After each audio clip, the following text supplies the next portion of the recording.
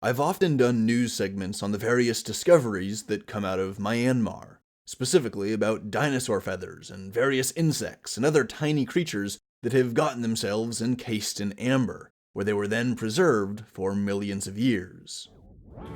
Myanmar has an abundance of these amber deposits, which is why so many of these discoveries come out of this country, or they come from commercially traded amber samples that originated in the country.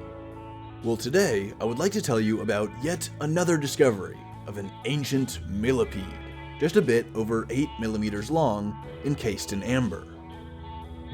Curiously, this ancient millipede has features that don't really resemble any modern millipedes, and so it represents a new species.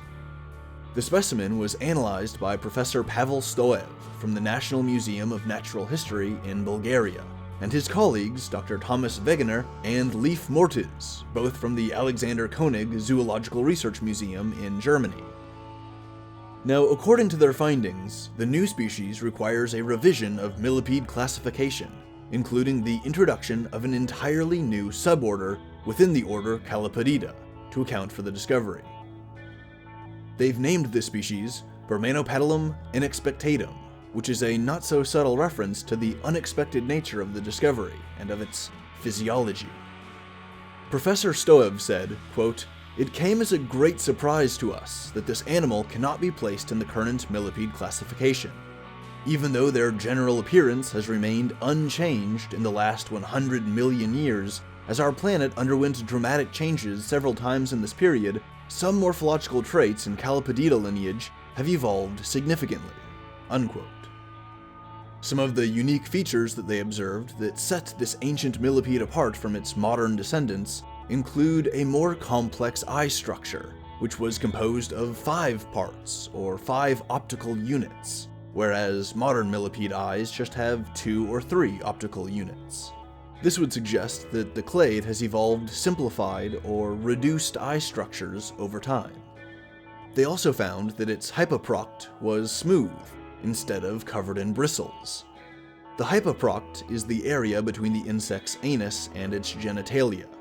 In modern millipedes, this is a spiky region characterized by stiff bristles, roughly and probably poorly analogous to spiky pubic hair.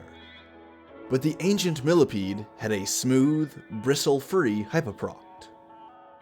So this is all good and interesting, and it adds to our understanding of the natural history of life, but what I find rather goofy about it is that this piece was in some dude's private collection.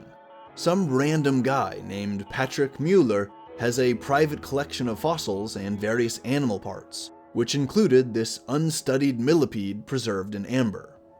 The scientists only got the chance to study it when Mr. Mueller opened up part of his collection for a research institution to take a look at it. And this makes me wonder, how many more undiscovered species exist in private collections around the world? Exactly how much is hidden away in the storage closets, or home libraries, or display cases of wealthy private citizens?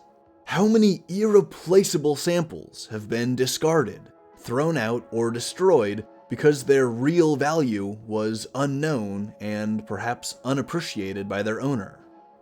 It's goofy in a frustrating kind of way, because our understanding of our planet's natural history could be greatly informed, and perhaps even greatly altered by these as-yet-to-be-had discoveries. And yet, most of them just sit unstudied and largely unknown in some random person's cabinet somewhere. And I think that that's kind of disappointing.